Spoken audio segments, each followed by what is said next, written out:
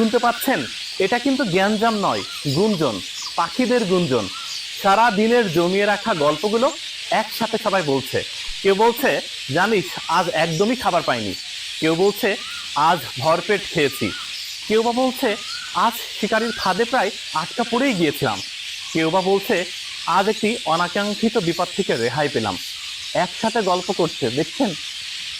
বিশাল একটি বাগান, সেই বাগানে সব পাখিদের একসাথে গল্প। তাই হয়তোবা এতটা ক্রাউডেড লাগছে। এটা জ্ঞানজাম নয়, ঝগড়া নয়, এটা শুধুই গুঞ্জন।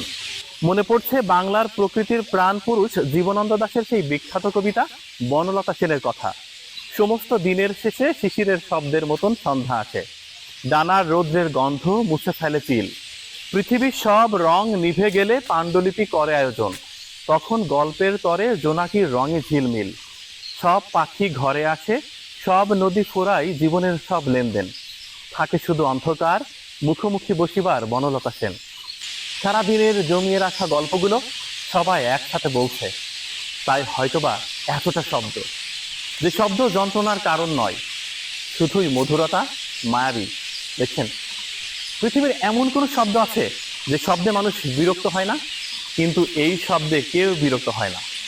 এই শব্দ শুধু শুনতেই মন চায়। মনে হয় প্রকৃতির অলংকার তো পাখি,